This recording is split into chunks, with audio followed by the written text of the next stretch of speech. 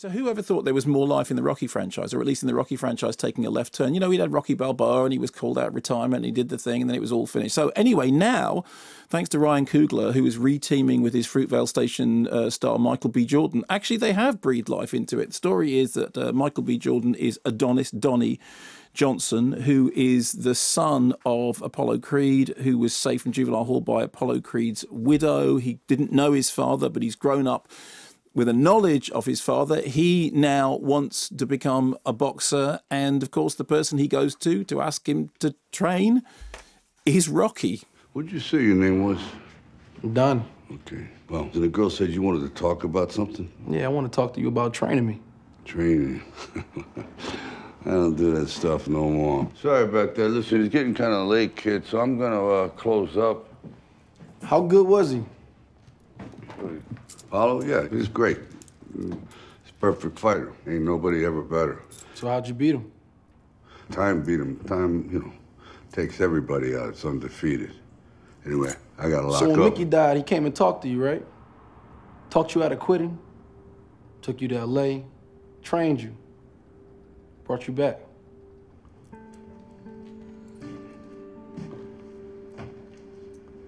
How do you know all this?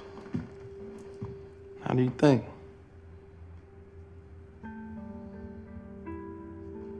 What are you, like a cousin? He's my father. So I went into this knowing that it had got good notices, but also feeling sort of skeptical about the idea of, of Rocky coming out again. And actually, it's a really smart, enjoyable way of reinventing the series, because what happens is that it sidelines Rocky slightly. Is that the Balboa character is now somebody who's got this weight of life and grief and loneliness on him, and he is training a sort of new blood, as it were, to take the story in a new direction, and yet he's absolutely central to the narrative. Sylvester Stallone has won a Golden Globe, his first, for Best Supporting Actor for his role in this. And I thought it was really well done and really enjoyable, and managed to do the thing that we didn't think it was possible to do, which was to take something that you really thought they have done every single possible thing they could have done with Rocky, and go, actually, there is a new story. And what works about it is, firstly, that it has the thing about the tension about the old guy. I mean, it has history and everything, but it has the tension about the old guy, the guy who's, who's hung up the boxing gloves, the guy who is now, running a restaurant and, feeling aggrieved, going to visit gravestones, somebody who's, Stallone's performance is like that kind of proud but lonely wounded bear. Not the wounded bear from no, not that one, from The Revenant, incidentally.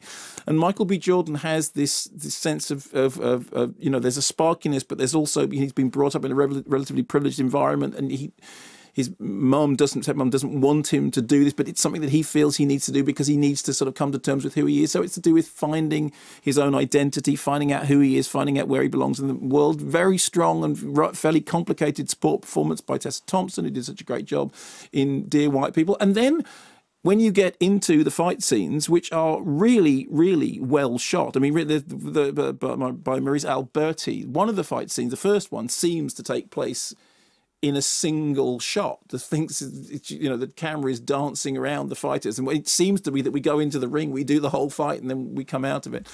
And I found myself thinking, wow, this doesn't feel like an old series at all. This feels new and fresh and enjoyable, and good solid performances and good solid writing, and put together by somebody who obviously has a great love of and care for the series, and it works and it stands up in its own right. It's a really good, enjoyable film.